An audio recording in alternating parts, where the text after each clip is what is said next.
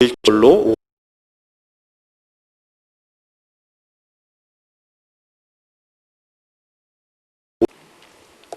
저와 여러분이 한 절씩 교독하시고 마지막 절은 함께 읽겠습니다.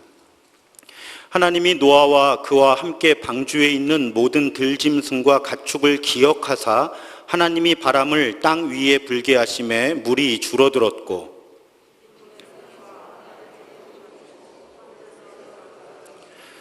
물이 땅에서 물러가고 점점 물러가서 150일 후에 줄어들고 함께 읽습니다. 물이 점점 줄어들어 열째 달 곧 그 달 초하룻날에 산들의 봉우리가 보였더라. 아멘. 며칠 전에 강풍과 또 폭우가 쏟아졌습니다. 여러분 혹시 피해 있으신가 걱정이 되는데 그때 교회도 피해가 좀 있었습니다. 이 건물도 들어오시면서 혹시 눈썰미 좋으신 분들은 보셨겠지만 프레카드가 사라졌어요. 찢겨나가서 물론 회수는 했지만 강풍이 그렇게 심했고요. 옥상에 있는 환풍구가 많이 흔들려서 그 틈으로 물이 좀 본당에 들어왔었습니다. 아주 모처럼 만에 제가 양동이를 동원해서 떨어지는 빗물을 받아본, 근데 크게 건물에 문제가 있었던 건 아니고요. 그 환풍구 그 안으로 들어온 거여서 어제 관리부에서 잘 조치를 해 주셨습니다.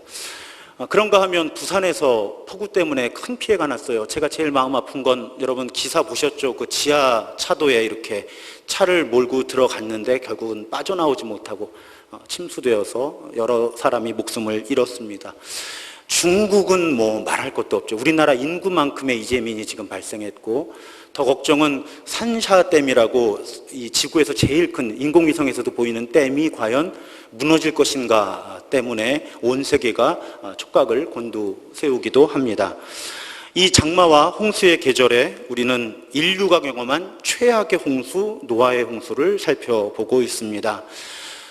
사실은 지금 일어나고 있는 장마, 폭우와는 홍수와는 비교가 되지 않는 사건이죠. 이 창세기 7장 마지막에 보면 이때 일어난 사건은 땅 위에 움직이는 생물이 다 죽은 사건입니다. 그 묘사가 육지에 있어 그 코에 생명의 기운의 숨이 있는 것은 다 죽었다. 다 죽었다.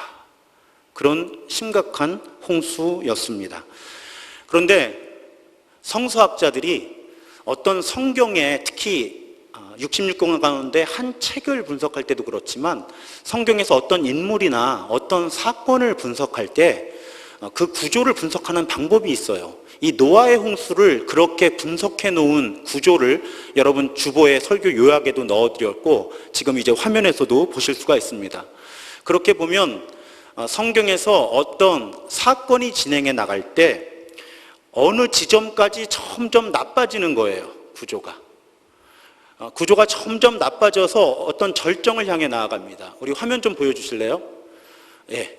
그러니까 땅에 풍력이 가득했고 하나님이 진멸하시기로 결심하고 방주로 들어가는 명령을 주시고 이렇게 쭉 내용이 어떤 정점을 향해 나아가는데 그 정점에 이르면 그 사건이 망가진 순서대로 회복이 돼요.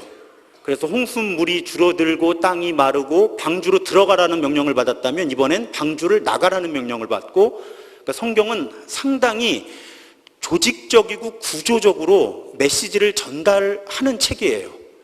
그래서 학자들의 대부분이 노아의 홍수 이야기를 저 구조로 분석을 합니다. 그러면 노아 홍수에 있어서 절정이 되고 반전이 일어나는 지점이 어떤 곳인가 하면 저기 X라고 표시되어 있는 하나님이 노아를 기억하셨다 하는 창세기 8장 1절의 상반절이 이 노아 홍수 전체의 절정이자 반전이 시작되는 곳이에요. 그래서 오늘 그 부분의 말씀을 좀 깊이 있게 살펴보려고 합니다. 여기서 문득 그런 질문이 들어요, 여러분. 하나님도 우리처럼 뭔가를 잊어버리시나? 저는 지금도 잊혀지지 않는 기억이 하나 있는데 초등학교 2학년 때예요. 그때 제가 지우개를 잃어버렸어요. 지우개를 한참 찾았어요. 찾고 보니까 제 손에 쥐고 있는 거예요. 땀에 다 젖어가지고. 초등학교 2학년 때예요. 제가 잘 깜빡깜빡 잊어버려요. 그런데 하나님도 그러신가? 하면 이해가 되지 않아요. 왜요? 우리 하나님은 전지전능하신 분인데 어떻게 깜빡깜빡 잊어버리셨다가 노아와 노아의 방주에 있는 생명들을 이제 기억하실까? 게다가 지금 하나님 이 상황이요. 미안해. 내가 너네들 깜빡했다. 이렇게 말씀하실 상황이 아니잖아요. 지금 지구가 다 홍수가 나가지고 모든 생명이 있는 것들이 다 죽어가는 마당에 하나님이 미안해. 내가 너희들 깜빡 잊고 있었다. 이렇게 말할 수 있는 하나님이면 하나님이 아니죠. 그러니까 이 본문을 읽어나갈 때 여기서 그런 질문이 드는 거예요. 하나님이 기억한다는 건 도대체 뭘까? 하나님은 잊어버리실 리도 없고 더군다나 지금 노아와 방주에 있는 생명체들한테 관심이 없으셔서 미안해 내가 너희들 깜빡했다 이럴 수 있는 상황도 아닌데 그 의미가 무엇일까? 여기서 기억하다라고 번역된 그 히브리어 원어가 자카르라고 하는 단어예요. 그러면 우리가 구약 성경에서 특히 이 창세기부터 이 자카르라고 하는 단어가 특히 하나님을 주어로 할 때 어떻게 사용되었는지 그 상황들을 좀 살펴보면 이 자카르, 기억하다라고 번역된 단어가 어떤 의미로 사용되는지를 이해하기가 쉬워지겠죠. 그래서 한번 살펴보려고 합니다. 이 자카르라는 단어가 처음 사용된 곳이 여기예요. 창세기 8장 1절 성경 전체에서. 두 번째로 사용된 사람이 누군가 하면 어떤 사람의 시대에 사용되었는가 하면 아브라함이에요. 창세기 19장 29절에 보면 하나님이 그 지역의 성을 멸하실 때 여기 그 지역의 성은 소돔이에요. 소돔을 멸하실 때 곧 롯이 거주하는 성, 그 소돔에 아브라함의 조카 롯이 살았거든요. 근데 그 성을 하나님이 지금 멸망시키셔야 돼요. 그런데 하나님이 아브라함을 생각하사 롯을 그 엎으시는 중에서 내보내셨더라. 그러면 여러분 또 손들고 싶으시죠? 목사님, 지금 기억하다라고 하는 단어가 성경에서 어떻게 사용되었는지 살펴보신다고 하셨는데 저 문장에서는 아무리 살펴봐도 기억하다라는 단어가 없습니다. 맞아요. 없습니다. 왜 그런가 하면 이 문장에서 자카르라고 하는 단어는 생각하다로 번역이 되었어요. 실제로 구약 성경에서 이 자카르는 기억하다라고만 번역되는 것이 아니라 생각하다라고도 번역되는 단어예요. 그러니까 하나님이 소돔을 멸망시키셔야 하는데 아브라함을 생각해서 조카 롯을 대피시켜 주시려고 했다는 거예요. 그 다음에 자카르라고 하는 단어가 사용된 세 번째 인물은 라헬이라고 하는 여자분이에요. 그런데 이 여자분 어떤 분이었냐면 야곱의 아내였거든요. 그런데 삶이 매우 고통스러웠어요. 왜 고통스러웠는가 하면 아이를 낳지 못해서. 그래서 야곱의 다른 아내는 심지어는 첩들도 아들들, 딸들을 낳는데 이 라헬은 자녀가 없어서 너무 힘들었어요. 그런데 그런 라헬이 마침내 임신을 해서 낳는 아들이 그 유명한 요셉이에요. 그런데 그 장면을 성경이 묘사합니다. 창세기 30장 22절에 보면 하나님이 라헬을 생각하신지라. 하나님이 그의 소원을 들으시고 그의 태를 여셨다. 이렇게 기록하고 있어요. 여기서 생각했다가 자카르예요. 하나님이 라헬을 생각하셨다. 그래서 아들을 낳게 해주셨다. 그런데 하나님이 생각하시고 기억하시는 자카르 하시는 대상은 개인만 있었던 것이 아니고요.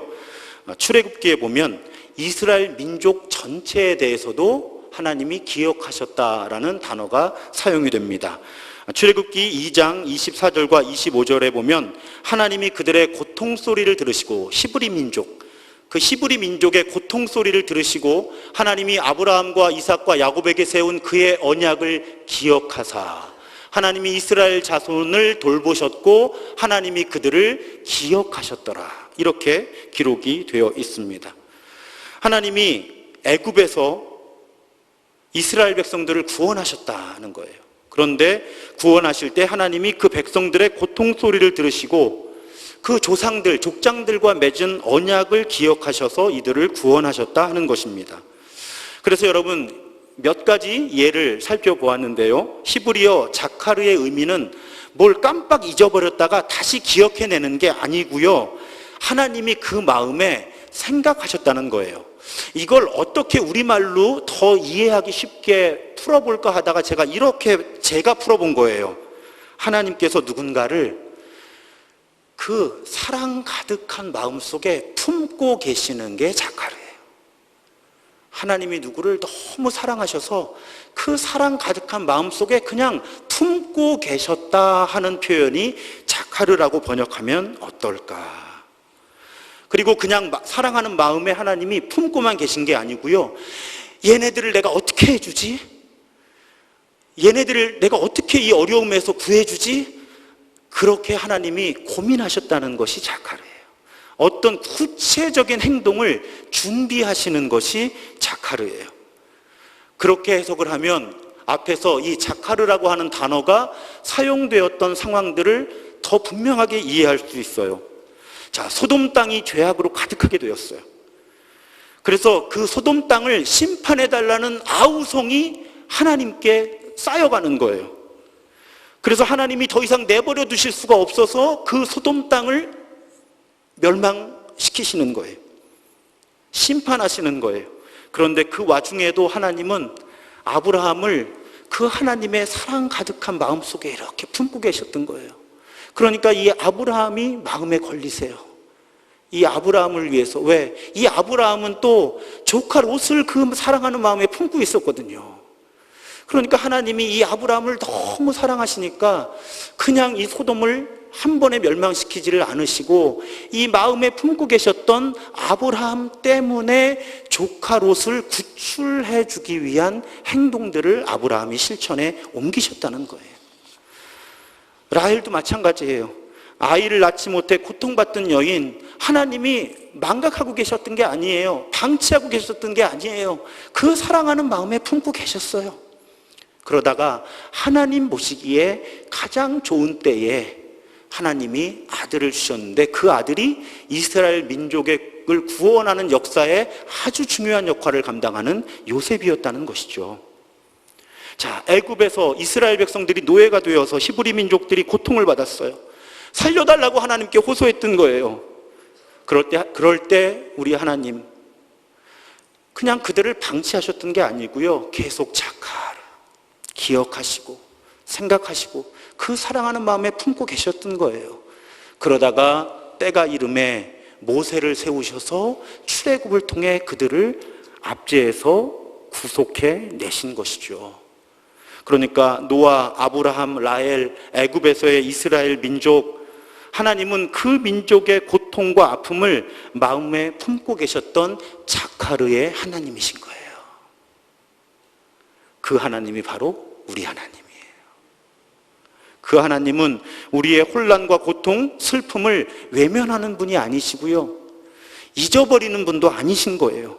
우리의 혼란, 아픔과 슬픔을 늘 그 사랑하는 마음에 품고 계시면서 우리를 이 고통스러운 상황에서 구원해달라고 기도할 때 그 기도를 들으시고 우리를 구원하시기 위한, 구출해내시기 위한 구체적인 행동을 시작하시는 분이 바로 우리 하나님이신 거죠.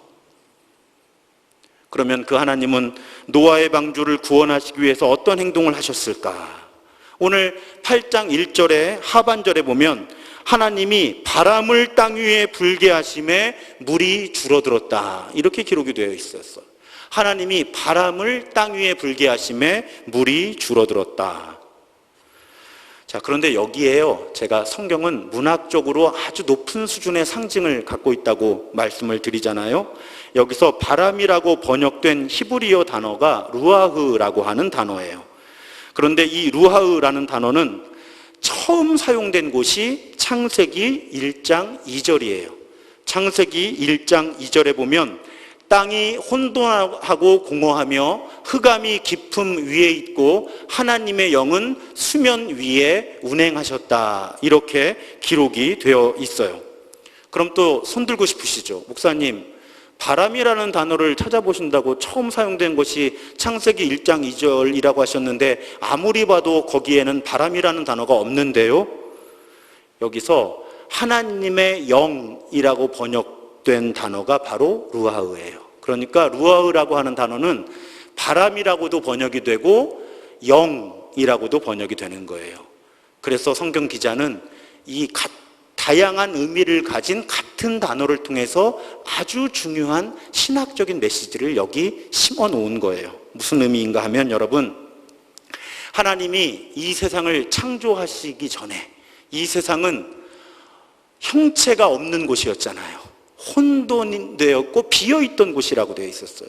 그렇게 형체가 없고 공허한 곳에 하나님의 영이 창조의 질서를 부여하신 거예요. 그런데 지금 노아의 홍수는 어떤 사건이에요? 창조의 질서가 인간의 타락 때문에 지금 심각하게 망가진 거예요. 다 망가지고 죽었잖아요.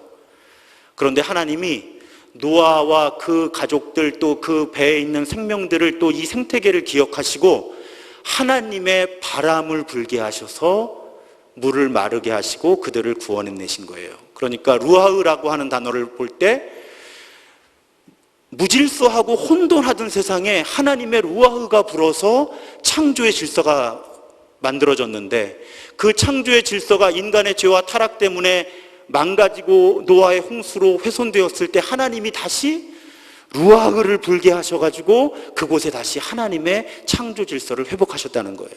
그러니까 우리말로 우리가 풀 때는 하나님의 영이 수면에 운행하셔서 창조하셨고, 노아 홍수를 하나님의 바람이 불어서 물을 마르게 하셨다고 읽지만, 히브리인들은 루아흐라고 하는 단어를 읽으면서 형체가 없고 비어있던 곳에 하나님의 루아흐가 불어서 창조하셨는데, 이 노아의 홍수 때문에 망가진 세상에도 하나님의 루아흐가 불어서 이제 이 창조의 질서가 다시 회복되는구나, 히브리인들은 이렇게 묵상했다는 거예요. 저에게 이 표현이 얼마나 은혜가 되는지. 사랑하는 여러분, 오늘 우리들의 망가진 세상과 무너진 일상, 그 속에서 지쳐가고 고단해지고 불안해하고 혼란을 겪으며 힘겨워하는 우리를 하나님은 결코 잊지 않으시고 그 사랑하는 마음에 우리를 자카하고 계신 거예요. 품고 계신 거예요. 그리고 곧 하나님의 때에 하나님께서는 다시 하나님의 루아흐를 우리에게 불게 하셔서 우리를 회복시키실 것입니다. 이 노아의 홍수의 하나님이 우리 하나님이시면 동일한 은혜를 우리에게 주실 거예요. 하나님은 결코 우리를 잊거나 방치하지 않으시고 우리를 자카르하고 계시다가 하나님의 때가 이르고 우리가 회개하면 하나님은 다시 하나님의 루아흐를 불게 하셔서 그 망가진 모든 것들을 회복시켜 주실 것이다. 제가 본래 처음 이야기를 설교를 구성할 때 이 노아의 방주는 한 주 내지는 길어도 2주를 하려고 했어요. 그런데 너무 이 말씀이 심오하고 우리 시대 지금의 아픔에 적절한 거예요. 왜냐하면 이 노아의 홍수가 인류가 처음 경험했던 전 인류적인 재앙이었잖아요. 그런데 요즘 우리가 겪고 있는 이 코로나 바이러스로 인한 혼란과 어려움이 지금 지구가 겪는 전 지구적인 재앙이라는 점에서 이 노아의 홍수와 맞닿아 있는 거예요.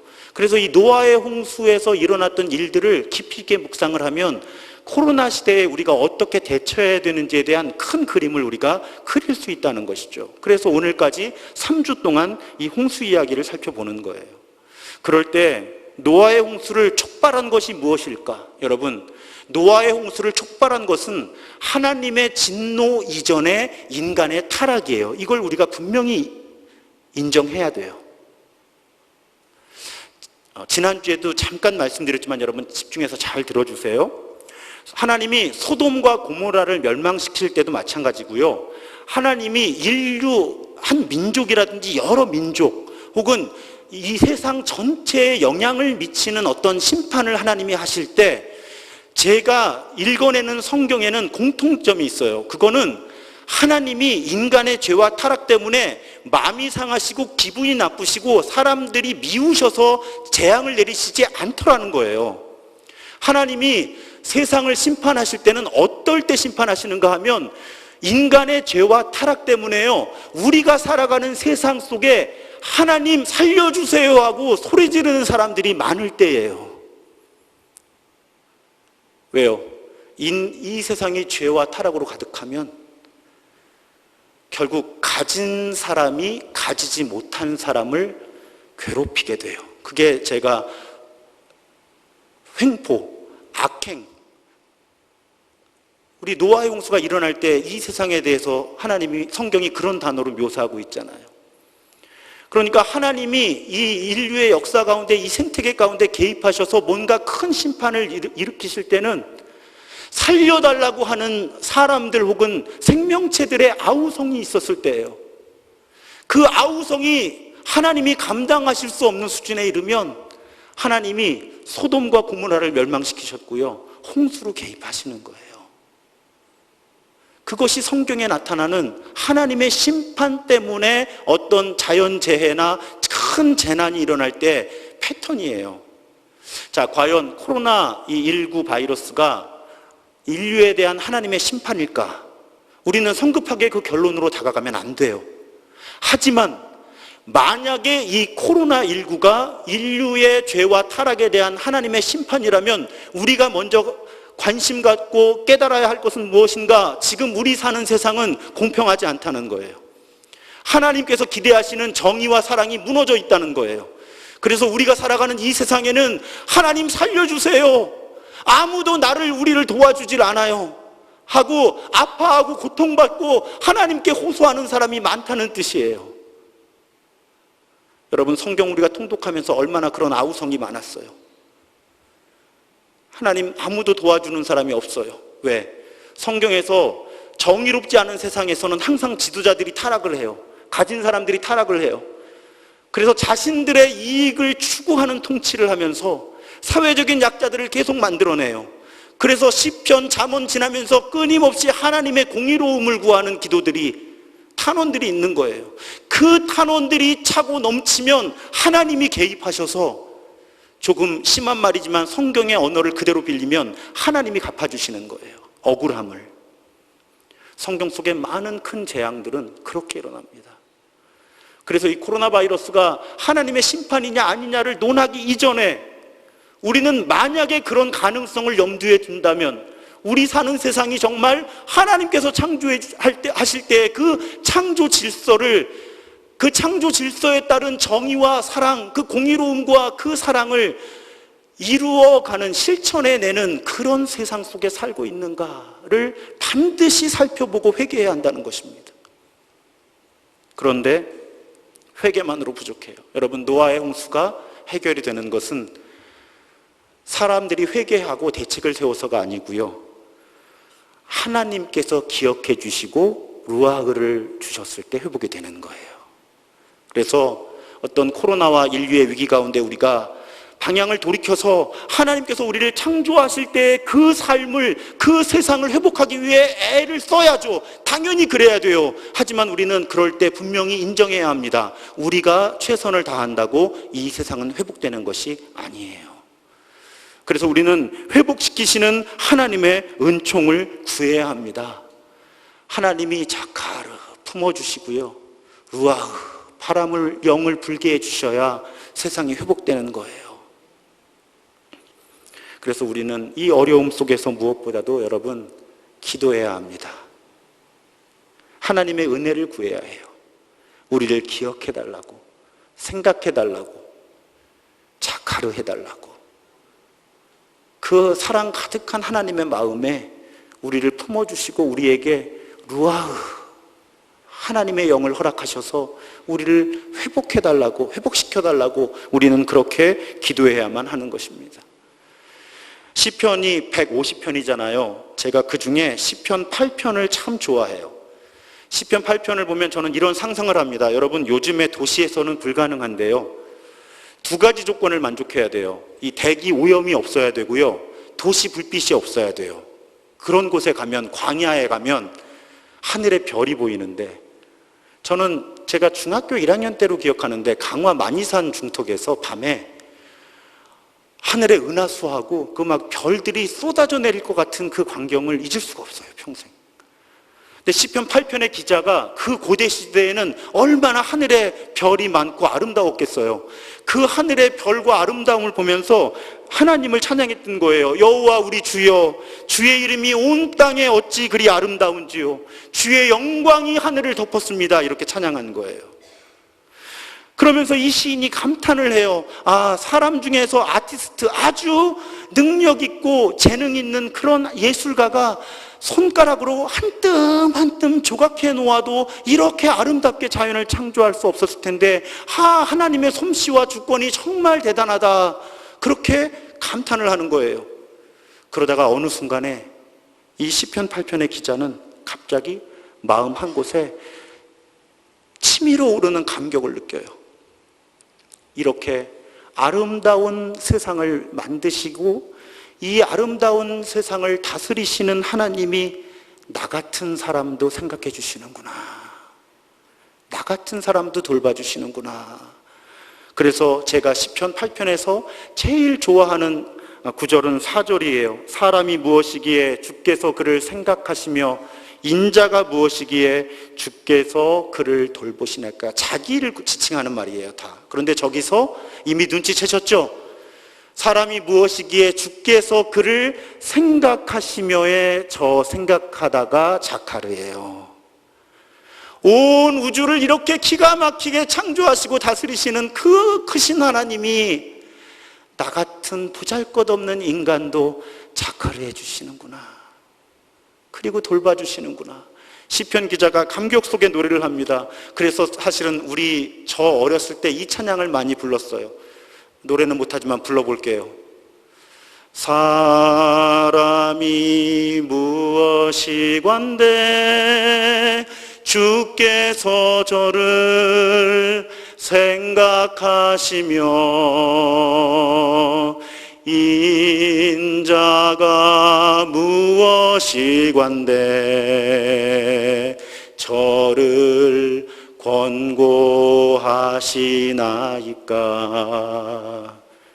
개역 개정 성경이 나오기 전에 개역 성경에서는 돌보다를 권고하다로 번역을 했거든요. 제가 이 찬양을 부끄럽지만 울면서 참 많이 불렀었어요. 제가 하나님이 창조주이심을 정말 마음 다해 고백하게 되었을 때 어느 순간 마음에서 그 감사와 감격이 치밀어 오르는 거예요. 그런데 그 하나님이 나를 생각하시고 나를 돌보아 주시는구나. 여러분, 우리 하나님은 그런 하나님이신 줄 믿습니다. 그래서 우리는 고난 가운데 하나님께 기도하는 거예요. 하나님밖에 대책이 없을 때 하나님께 구하는 것입니다.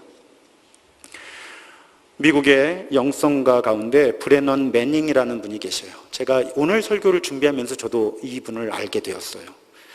이분이 미국의 대공황 시절에 1930년대에 미국의 한 가톨릭 가정에서 태어났어요. 별로 어려움은 없었습니다.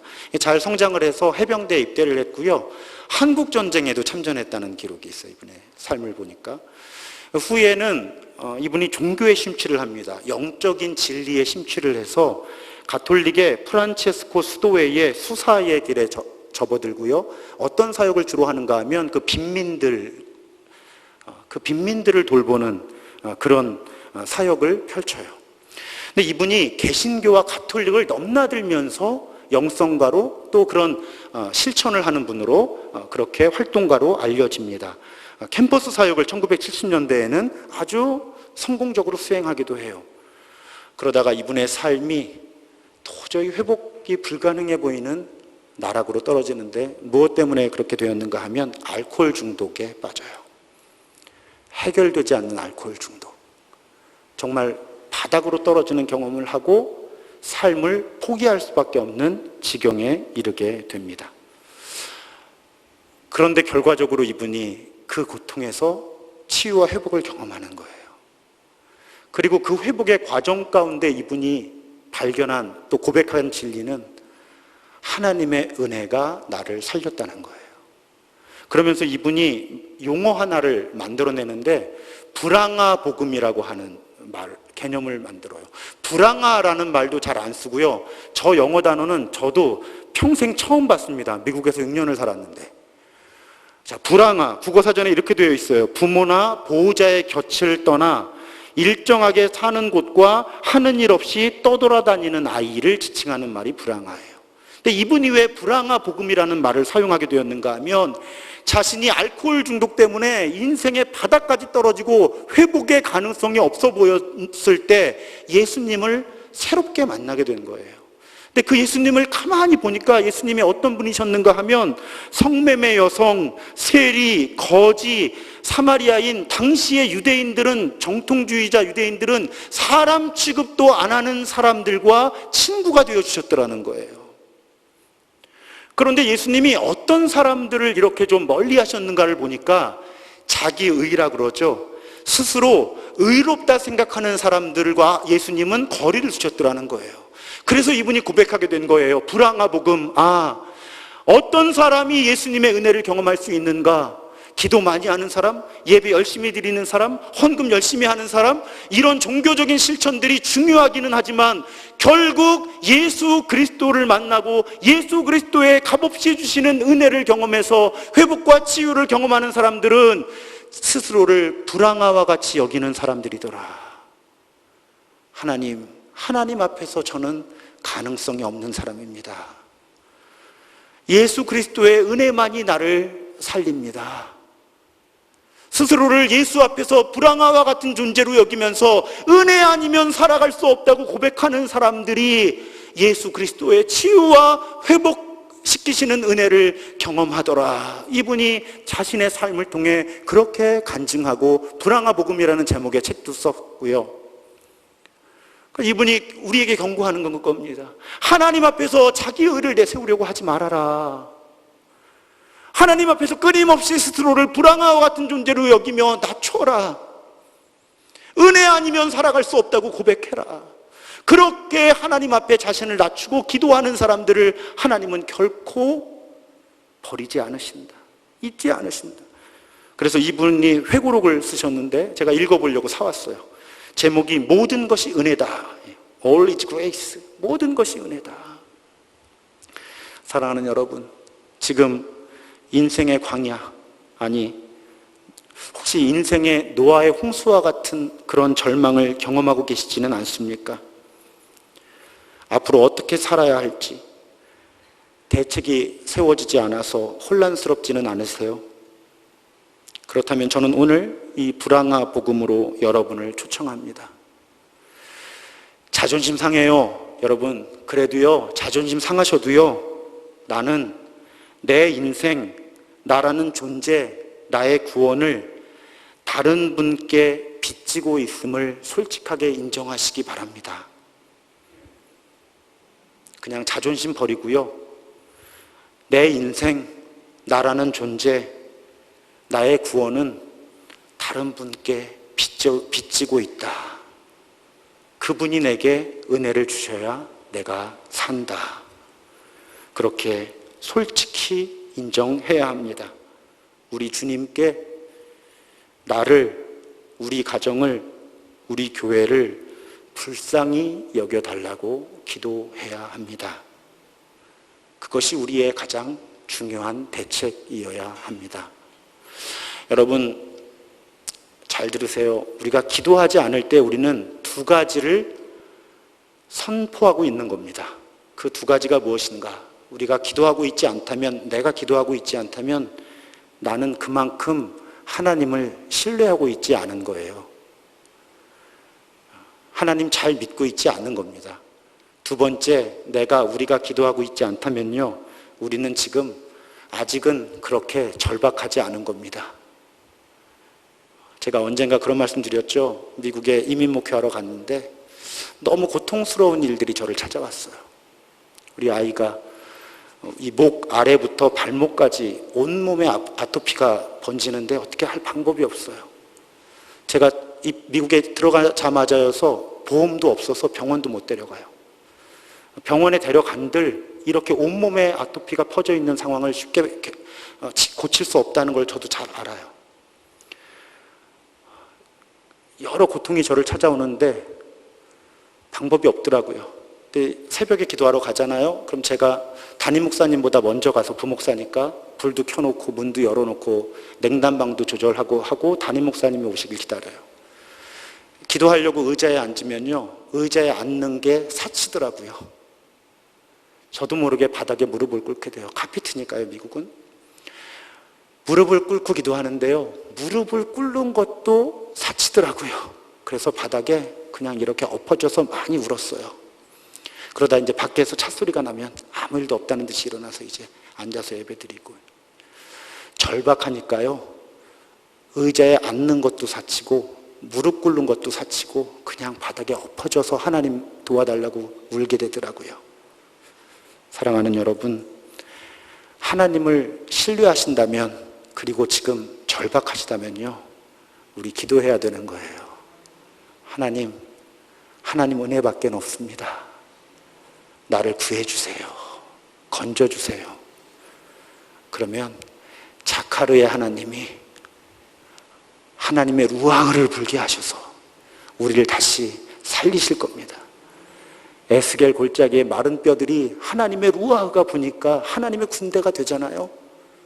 우리 비록 지금 다 혼란스럽고 어려운 시기 지나고 있지만 우리가 하나님 살려주세요, 하나님밖에 없어요라고 마음 다해 기도할 수 있다면 하나님은 우리를 기억하시고 생각하시고 우리에게 하나님의 영을 허락하셔서 우리를 다시 살게 하실 줄로 믿습니다.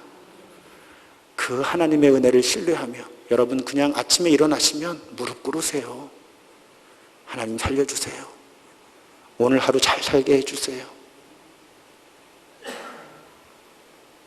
그러면 하나님이 돌보아 주실 거예요.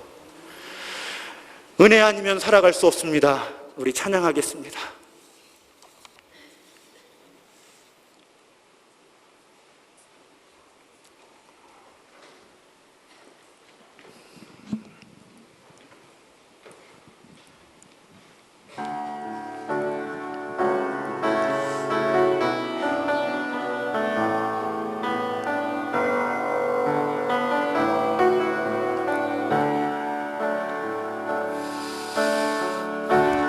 은혜 아니면 살아갈 수가 없네.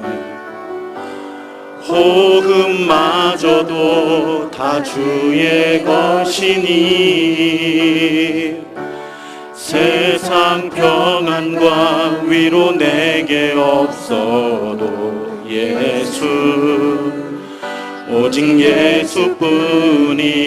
은혜 아니면 살아갈 수가 없네. 은혜 아니면 살아갈 수가 없네. 호흡마저도 다 주의 것이니 세상 평안과 위로 내게 없어도 예수, 오직 예수뿐. 우리 일어나서 찬양하겠습니다. 그 신계획, 그 신계획 다 볼 수도 없고 작은 고난에 지쳐도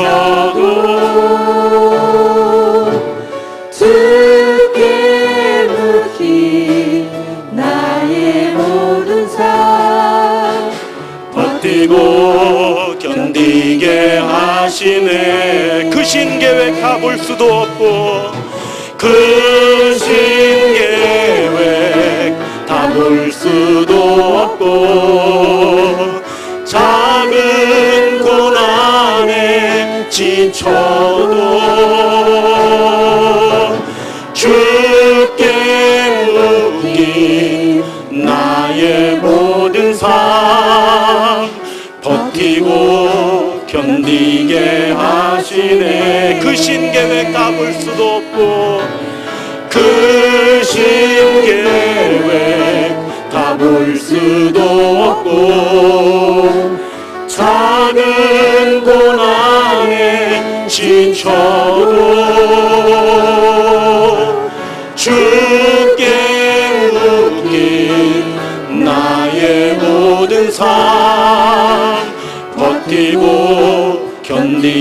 하시네. 은혜 아니면 살아갈 수가 없네. 나의 모든 것 다 주께 맡기니 참된 평안과 위로 내게 주신 주 예수, 오직 예수뿐이네. 이 시간 나지막한 목소리로 1분만 우리 기도하겠습니다. 결단하겠습니다. 하나님, 불황화의 복음을 내가 인정합니다. 나는 하나님의 은혜 없으면 살 수 없습니다. 하나님이 나를 살리셔야 합니다. 하나님이 나를 고치셔야 합니다.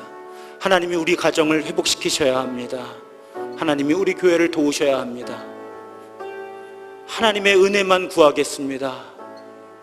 그럴 때 우리를 기억해 주시고 하나님의 영을 통해 우리를 살려 주옵소서. 그 간절한 바람과 결단을 담아 우리 나지막한 목소리로 1분 기도하고 제가 봉헌 기도하고 축도함으로 예배를 마치겠습니다. 함께 기도하겠습니다. 할렐루야. 하나님은 자카루, 그 사랑 가득한 마음에 우리를 품어주시는 하나님이심을 이 시간 고백합니다. 하나님은 하나님의 루아흐를 우리에게 불게 하셔서 우리를 살리시는 하나님이심을 이 시간에 고백합니다. 하나님, 우리는 하나님 앞에 불황화와 같은 존재들입니다. 하나님 앞에 내세울 수 있는데 의인은 하나도 없습니다. 우리의 의인은 하나도 없습니다.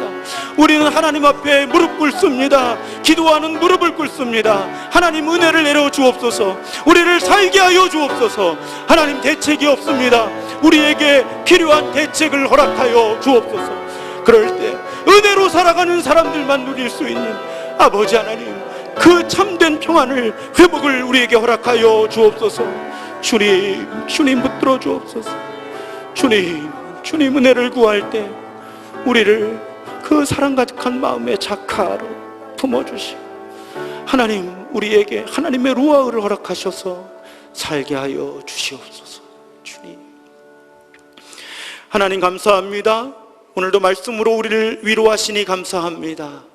하나님 앞에 우리 내세울 수 있는 의로움이 없습니다. 하나님 앞에 불황화와 같은 존재임을 겸손한 마음으로 인정하오니 우리의 가난한 마음으로 하나님 앞에 기도의 무릎을 꿇사오니 하나님, 우리를 기억해 주시고 우리에게 하나님의 영을 허락하셔서 회복시켜 주시옵소서. 하나님, 이 시간 하나님께 예물을 드립니다. 이 예물이 사용되는 곳마다 하나님이 뜻하시는 일들만 이루어지고 하나님의 나라, 하나님의 통치가 회복되게 하여 주옵소서. 이 예물 드린 손길들, 가정들마다 하나님 그 가정과 일터에 복의 복을, 은혜를 더하여 주옵소서. 지금은 이 땅에 오셔서 불황화와 같은 우리들의 친구가 되어주신, 그래서 우리를 구원하신 우리 구주 예수 그리스도의 은혜와 우리를 그 사랑 가득한 마음속에 품어주시고 그 영을 통해 우리를 소생시키시는 성부 하나님의 무한하신 사랑하심과 우리로 하여금 끊임없이 하나님 앞에 기도의 무릎을 꿇게 하시는 성령 하나님의 교통하심이 오늘 나 스스로 하나님 앞에 불황화 같은 존재임을 인정하며 하나님의 은혜를 구하며 살기로 새롭게 결단하는 모든 예배자들 위해, 이들의 가정과 생업 위에 넘치도록 함께 하시기를 간절히 축원하옵나이다. 아멘.